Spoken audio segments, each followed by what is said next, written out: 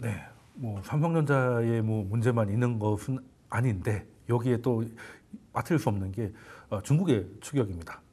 엔비디아에 납품 못하는 것도 있었겠지만 중국의 추격이 크고 그게 단순히 뭐 메모리, 디램 정도 추격이 그 수준은 이미 넘어가 버린 것 같아요. 모든 분야에서 좀 추격이 일어나는 것 같은데 자, 그럼 일단 트럼프 대통령이 그 스마트폰에 대해서 관세 압박을 하고 있는데 그 목적, 어쨌든 관세의 목적은 중국을 견제하겠다는 건데 이게 의회의 결과로 중국을 도와주는 걸 수도 있다는 이제 분석이 나오고 있거든요.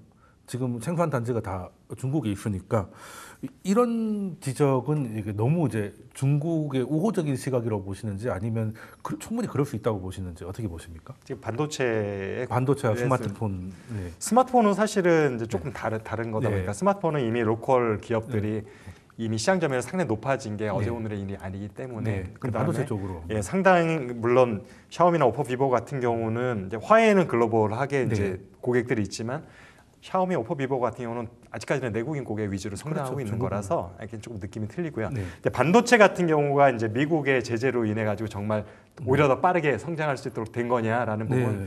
이 부분에서 제가 사실은 이미 다른 방송에서 여러 차례 이제 네. 그 주제로 얘기를 아마 나누긴 네. 했었는데 일단은 결론적으로 짧게 얘기하면은 맞다. 트럼프의 대중 제재는 헛발질이었다라고 간단하게 얘기를 할 수 있을 것 같습니다. 왜냐하면은 일단 가장 중요한 게 반도체 같은 경우는 인력이 중요하고 자본은 이미 중국 정부에서 퍼주고 있으니까 돈은 많으니까. 자본을 빼면은 결국에는 우수한 인력이랑 장비 싸움이거든요. 네. 반도체라는 네. 것들이. 그다음에 이 중에서 그럼 누가 더 중요하냐? 둘 다 중요하기 때문에 어느 한쪽 없이는 네. 힘들다라는 것이 이제 저희 경험을 통해서 말씀드릴 수 있는 건데, 자 그러면 일단 장비가 원래 2018년부터 미국에서는 이제 화해 제재를 하면서 시작이 된 거죠. 네. IT 제재. 그때는 일단 통신 업체에 대한 거였고, 네. 그 다음에 넘어가면서 이제 2019년부터는 이제 반도체 기업에 대한 제재가 또 시작이 됐었고요. 네. 그 후부터 이제 반도체에 대한 부분이 점점 강화가 되기 시작을 했는데, 그러니까 본격적으로 트럼프 일기 때 중국에 대한 반도체 관련 제재가 시작되기 전에 네. 전 세계 반도체 장비 중에 중국으로 가는 비율이 네. 한 18%, 15, 18% 정도밖에 안 됐어요. 음. 그러면 그 후에 6년 동안 미국이 중국이 반도체를 독립하지 못하기 위해서 여러 가지 루트로 네. 그 중에는 장비도 다 포함되어 있잖아요. 그렇겠죠. 강력한 제재를 했다고 하면은 18, 15%였던 그 시장 점유율이 떨어져야 되는 거죠. 내려가야 고객 점유율인 거죠. 네. 어떻게 말하면. 근데 작년 말 기준으로 했을 때, 아마 재작년 말 기준으로 네. 했을 때 보면은 미국 기업들이, 그러니까 뭐 어플라이 머티리얼스나 램 리서치 같은 네. 미국 기업들의 중국에 대한 고객 의존도가 여전히 3, 40%다라는 것들이 더 높아진 거 아니에요? 미국 증권거래소에서 나온 보고서에 있었고, 네. 그다음에 작년 말 기준으로 전 세계 국가별로 그러면 네. 반도체 장비가 어디로 가장 많이 갔느냐를 했을 때 중국으로 42%가 갔다. 42%두 배가 넘은. 제재를 하기 전에 18% 정도였는데 제재를 했는데 42%로 두 배 이상이 더블이 됐다. 그럼 제재가 더 강해질 거니까 미리 사놓자 뭐 이런 것도 있는 건가요? 그것도 물론 있긴 한데 그런데 어쨌든 이미 제재가 진행되고 있거든요. 네. 제재가 진행되고 있는데 장비는 그대로 다 중국으로 가고 있고 더 많아진 거는 말씀하신 것처럼 네. 사재기 성격이 좀 있는 거고요. 네. 지금 사실은 그 많은 장비, 전 세계 장비 42%를 돌릴 만한 공장이 없어요. 중국 기업들은. 그렇죠. 근데 그 나머지는 사실은 지금 고이 모셔두고 있는 거죠, 창고에. 쌓아놓고 있는. 그러면은 제가 볼 때 미국의 제재가 이제 좀 더 강화된다 할 때 예를 들어서 네. 정말 미국 기업들의 장비가 중국에 아예 못 간다고 했을 때도 2, 3년 정도 공장을 계속 지을 수 있는 만큼의 물량이 이미 중국에 도착해 있다. 네, 라고 생각이 재고 확보가 되고 돼 있다. 그러면은 미국의 중국 제재는 뭐냐? 강력한 제재가 하긴 했어요. 네덜란드 기업인 ASML을 한 대도 못 팔고 있으니까. 네. 결국에는 외국 기업들에 대해서는 엄격한 잣대로 모니터링 하지만 네. 미국 기업들에 대해서는 눈 가리고 아웅이었다라는 얘기인 거죠. 네. 아니 왜냐면 그걸 엄격하게 이중잣대 하면 아닙니까 이거? 다 도산해 버리거든요. 네. 미국 기업 장비 네, 업체들이. 그러니까. 그러다 보니까 알고 했던 모르고 했던 다 눈 감아주고 있었다. 그렇기 때문에 미국의 중국에 대한 반도체 제재는 실질적으로 실효성이 전혀 없었다라는 거고요. 네. 그리고 또 하나 치료가 없는데도 불구하고 중국 입장에서는 굉장히 거기에 대한 두려움을 느끼고 있잖아요. 그렇죠. 그러다 보니까 장비를 미리 사놓는 것도 하나지만 나머지는 뭔가를 자급자족하려는 노력들이 많이 있었고 네. 할 수 없이 한 측면도 있죠. 미국이 네. 못하게 하니까. 그러니까. TSMC 거래 못하게 하고 반도체 칩 못 사게 하고 하니까 직접 만들자, 직접 설계하자 네. 하면서 중국의 설계 능력이 굉장히 빠르게 높아졌고 네. 중국의 파운더리 능력이 굉장히 많이 확보됐었고 네. 그다음에 지금은 이제 디램과 낸드까지도 상당 부분 추격해 오는 상황이 되다 보니까 결과적으로 아까 한 문장을 말씀드렸던 제재락이 전보다 중국의 전반적인 반도체 공급망 생태계가 어마어마할 정도로 강화되었고 네. 실질적으로 제재의 실효성은 하나도 없었다. 야, 그러면 라는 결론을 내릴 수밖에 없습니다. 그 자기 개발 서적에 나오는 그런 얘기가 생각나요. 나를 죽일 수 없는 고난을 더 강하게 만든다. 뭐 이런 얘기가 결과적으로 돼버렸다는 결과적으로 그렇게 된 거죠. 지금까지 그렇게 됐다는 거잖아요. 아니, 이게 네. 무서운 이야기인 게 트럼프 대통령의 Make America Great Again이 네. 미국의 이 산업 경쟁력이나 경제 경쟁력이 Great Again이 아니라 이게 뭐냐 미국 사람들의 의식이 그레이트하다는 걸 심어주는 겁니다. 이게 무서운 거예요. 그러니까 뭐냐면 미국이 정말 자동차를 전 세계 1위로 팔릴 수 있고 이 제품 경쟁력이 뛰어난 걸 만들어서 그레이트 어게인이 아니고 미국 국민들에게 자꾸 생각을 심어주는 거예요. 그레이트 어게인, 아메리카 퍼스트. 그러니까 미국이 1위야, 중국이 못 따라왔어. 캠페인의 성격. 그렇죠. 네. 그거예요. 그러니까 실제로 중국이 안 따라오는 게 아니라니까요. 따라오는데 마음으로는 계속 미국 국민들한테, 미국 유권자들한테 당신들이 1위야. 이걸 심어주는 거예요. 네, 무슨 말씀이냐? 캠페인을 할 수 있겠죠. 아니 무슨 말씀이냐면 지금 애플이 지금 트럼프 대통령 집권 시작하면서 애플이 중국 내에서도 스마트폰 1위였는데 지금 3위가 됐어요. 그러니까 미국이 문제가 아니라 중국 내에서도 아니 팔아야 될 거 아니에요. 기업은 전 세계에서 팔아서 돈을 벌어야 미국 국민들은 미국이 잘 살게 되는 건데 지금 4분기 지난해 4분기에 중국 스마트폰 시장에서 하웨이, 샤오미가 1, 2위, 애플은 3위. 이게 점점 또 벌어지는 겁니다. 그런데 또 반도체도 한번 생각을 해보면 지금 결과적으로는 반도체를 볼 때 기술과 그다음에 생산과 시장이거든요. 그러면은 한번 생각해 보세요. 기술은 지금 중국이 우리도 삼성이나 SK 하이닉스가 중국에 공장이 있거든요. 그러면 중국의 반도체 반도체 설계 기술이나 반도체와 관련된 뭐 소재 부품 장비 기술 계속 급상승해 왔어요. 급발전해 왔어요. 그러니까 이제 우리나라를 넘나들 정도였잖아요. 그러니까 연일 우리가 뉴스에서 봤던 게 뭡니까? 삼성이나 SK 하이닉스 임원들을 빼내다가 어쩌고 저쩌고 하다가 큰 뭐 문제가 생겼었잖아요. 기술 얘기 그렇죠. 굉장히 많았죠. 두 번째 생산 생각을 해보세요. 생산 우리도 이 용인 클러스터가 있고 평택 공장이 있고 삼성 반도체, SK 하이닉스 다 이천 공장이 있지만 중국은 어마어마한 생산 능력을 가지고 있잖아요. 스마트폰도 그렇고 그러니까 생산에 아무런 문제가 없는 거예요. 마지막은 시장입니다. 중국 내에서만 팔아도 그 내수로 소화가 되고 그 외에도 중국에서 생산된 거 아까 이 박사님 말씀하셨는데 정작 미국에 가서 컴퓨터를 뜯어보면 메이드 인 차이나 적혀 있어요. 그거에 다 들어와 있는 거예요. 사실은 반도체가 여기저기 있잖아요. 그러니까 결과적으로 무슨 말씀이냐면 정말 물 한 방울 침투할 틈 없이 중국산 반도체가 미국으로 수입이 안 되고 있냐면 그게 아니에요. 왜? 미국 기업이 이걸 수입해야 수지 타산을 맞출 수가 있는 겁니다. 미국 내에서 자체적으로 원하는 이 관련된 반도체 종류들이 다 생산도 안 될 뿐더러 무슨 말씀이냐? 그러니까 여러분들 이거 잘 아셔야 되는 게 트럼프 대통령의 Make America Great Again은 미국인들의 마음속에 심어주는 1위인 거지 실질적으로 능력 면에서 1위가 되는 게 아니에요. 당장 할 수 없다. 그러면 지금 그레이트 어게인이 되고 있는 게 어게인은 아니겠지만 또 중국 쪽에서는 예전에 부품들을 이제 뭐 화웨이나 오포, 화웨이를 제외하고는 뭐 샤오미, 오포, 비보 같은 경우는 그냥 조립해가지고 국내 로컬 시장에서 팔던 그런 포지션으로 보였는데 이제는 샤오미도 자체 AP를 개발을 하고 하는 거 보니까 이러면 이제 삼성 정도 좀 되는 심지어는 이제 애플처럼 소프트웨어부터 이제 그 AP까지 쭉 수직 계열화를 하겠다는 목표인 것 같은데 그 뭐 목표를 채우는 건 뭐 당연한 거겠지만 그게 어느 정도까지 와 있고 또 실현 가능성은 어느 정도로 보십니까? 중국 스마트폰 업체들.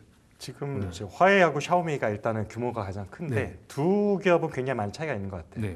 화웨이 같은 경우 제가 타 방송에서 엔비디아 말고 제2 엔비디아 투자할 만한데 추천을 받았을 때 사실 엔비디아 대항마라고 할 만한 기업은 아직은 없다. 그렇죠. 그래서 사실은 오히려 나는 다른 섹터 쪽에서 홍콩 시장에서 화웨이에 투자를 하겠다. 왜냐하면 화웨이라는 기업은 생각보다 굉장히 만만치 않은 기업이거든요.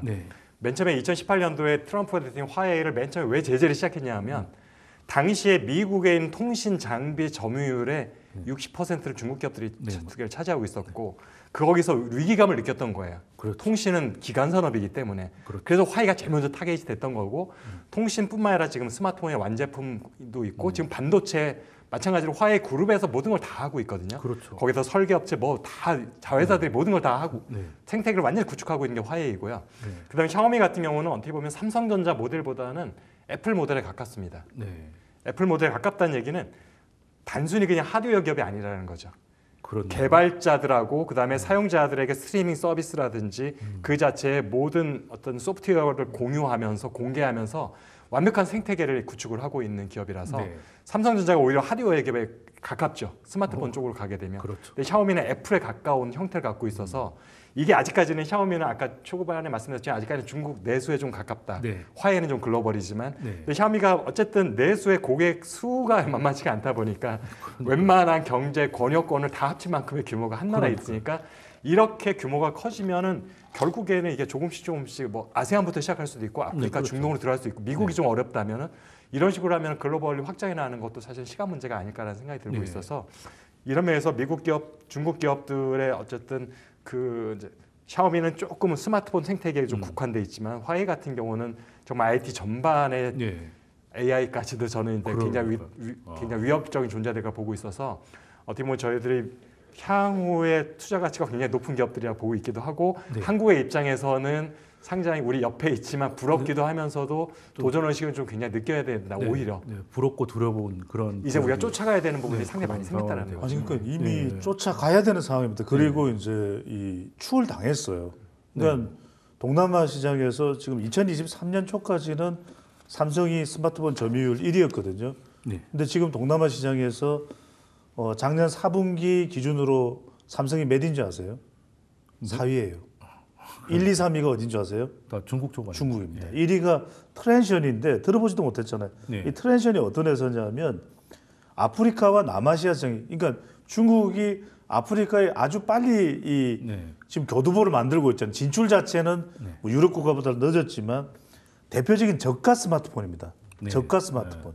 그러니까 이제 폴드폰이나 이런 거 생각했던 중국이 아니에요. 지금 1, 2, 3위까지가 1위가 바로 지금 말씀드렸던 트랜션이고 저가예요. 그러니까 네. 싹 들어갑니다. 기능 차이가 별로 없어요. 그 다음에 오포, 샤오미, 아까 이야기했던 앵커가 이야기했던 비보가 네. 또 지금 4위가 삼성이고요. 5위가 비보인데 비보랑 별 차이가 없어요. 네. 그러니까 지금 이대로 가면은 사실상 동남아 시장의 1위에서 탑 5까지는 중국 업체가 다 차지하고 애플도 뒤로 밀렸어요. 네. 애플은 지금 동남아 시장의 9%밖에 안 돼요. 네. 일단 또 비싸기도 하고. 그러니까 이런 식으로 가면은 거의 탑 10 중에서도 7개 가량 한 6개, 7개에서는 중국 회사라고 보시면 될 거예요. 네, 뭐 그렇게 될 가능성이 좀 높아 보이기도 하고. 그러니까 이런 걸 보면은 네. 삼성도 저는 모르겠습니다. 지금 너무 늦었는지 몰라도 중국은 여러 개 업체였잖아요. 네. 우리도 적어도 브랜드는 좀 이원할 필요가 있었다는 생각도 들어요. 하나는 좀 고가로 간다면 마치 현대차의 제네시스나 아니면 일반 물론 뭐 갤럭시가 A 라인, F 라인 이렇게 구분이 있지 않습니까? 아니 근데 이제 제 말씀은 브랜드를 말씀드리는 거죠. 아예 브랜드를 따로. 그러니까 지금 이 중국은 선택지가 넓단 말이거든요. 네. 그런데 우리는 오로지 지금 갤럭시잖아요. 물론 이제 우리가 스마트폰의 AI 기능에서는 뭐 이번에 25 같은 경우 LG 같은 앞선다는 데는 이야기도 포기를 하기도 했고. 옵니다만 그러니까. 중국이 무서워요. 이대로 가면 스마트폰도 BYD처럼 네. 전기차처럼 저는 심상치 않다. 네. 우리 국민들의 손에도 국내에서도 손에 쥐어진 폰이 네. 중국 폰일 가능성도 충분히 있다는 생각이 듭니다. 네, 뭐 그럴 수도 있겠다는 두려움이 드는데, 자 그러면 지금 그 샤오미 같은 경우만 하더라도 제가 하웨이 또 말씀 주셨는데 하웨이는 또 이번에 뭐 PC 관련 측까지 가서 말 그대로 이제 모든 걸 다 하려고 하는 것 같고, 그리고 중국하고 사이가 안 좋기로 유명한 인도에서 또 샤오미가 또 그래도 잘 팔리는 것 같아요. 야, 그 인도는 그래도 중국하고 지금 분쟁을 하고 있으니까 그래도 좀 안 될 줄 알았더니 역시 뭐 싼 거에는 답이 없는 건지, 야, 이런 거 보면 일단 하웨이 같은 경우는 정말 이제 PC까지도 나가고 있고, 그리고 샤오미는 이제 로컬 기업의 그걸 벗어나고 있는 것 같은데, 이거는 이제 뭐 막을 수 없는 뭐 그런 거라고 판단이 되는 상황이고, 이 이게 어느 정도까지 와 있고 특히 우리의 대응이나 미국의 대응은 또 어떻게 나올지 박사님께서는 혹시 생각하시는 게 있으실까요? 방금 전에 사실은 소장님이 네. 시장 점유율 순위 같은 것들 네. 이미 다 구체적으로 말씀해 네. 주셔서 그게 이제 현실이라고 보면 될 것 같고요. 우려가 아닌 현실이다. 지금 사실 애플 같은 경우도 미국과 일본에서만 조금 강세를 보이고 있지 미국과 일본을 벗어나면 사실 애플 점유율이 그렇게 높지가 않고 삼성전자 같은 경우도 과거에 중국 점유율을 막 20%막 이렇게 됐던 그랬죠. 시절도 있었어요. 근데 지금 뭐 거의 리스트에 이름이 없는 뭐 수준까지도 아예 늘어서 네. 중국은 아예 거의 포기하다시피 네. 이런 상황이 됐는데 이런 게 이제 한 나라씩 늘어나는 거잖아요. 네. 근데 인구가 많은 게 이제 인도, 인도네시아 같은 나라들이 많고 네. 아프리카는 단일 국가는 아니지만 어쨌든 대륙 전체가 보면은 스마트폰 보급률이 높을 수밖에 없는 생태를 갖고 있어. 왜냐하면은 금융 때문에 그렇거든요. 금융 오프라인이 인프라가 안 돼 있다 보니까 그렇죠. 오히려 다른 선진국보다도 모바일 뱅킹이 가장 먼저 퍼진 게 아프리카 나라들이니까 그러니까 비싼 게 필요한 게 아니라 필수가 된 거예요. 스마트폰이라는 것들이. 근데 그런 곳에 비싼 걸 사지는 않을 거기 때문에 그렇죠. 애플이 침투하기 쉽지 않고 네. 그런 면에 있어서는 중국의 기업들이 지금 뭐 저렴한 인건비라든지 정부의 네. 보조금 같은 것도 뭐 공공연히 지금 받고 있는 상황이다 보니까 침투를 빠르게 할 수밖에 없고 중요한 거는 어떤 시장 초기에 어떤 브랜드가 일단 고착화되면은 네. 나중에 충성도 때문에 그 다음에 네, 여러 가지 맞아요, 편의성과 맞아요. 호환성 때문에 다른 기종으로 갈아타는 게 쉽지 않잖아요. 우리 그렇죠. 컴퓨터, 스마트폰이 좀 그런 특성을 갖고 있어서 그렇죠. 이제 이런 부분들이 중국은 사실은 오래전부터 약간 원조, 국가적인 원조 같은 것들을 하면서 침투를 같이 했단 말이에요. 기업들과 정부가 같이 힘을 네. 합쳐서 이런 부분들이 사실은 이제 개발도상국들, 네. 남쪽 국가들, 남반구에 있는 국가들인데 그 부분에 대해 중국의 영향력은 뭐 소장이 더 잘 아시지만 이미 사실 압도적으로 이미 깔려 있어요. 예. 여기는 유럽이나 미국에 지금 영향이 많이 미치지 않는 지역이거든요. 예, 알겠습니다. 지금 상황이 여기까지 와 있으니까 우리 삼성전자뿐만 아니라 뭔가 우리도 액션이 좀 필요하다는 얘기를 여기까지 듣도록 하겠습니다. 자, 지금까지 이주환 애널리스트님 그리고 배종찬 소장님이셨습니다. 두 분 말씀 감사드립니다. 네, 고맙습니다. 감사합니다.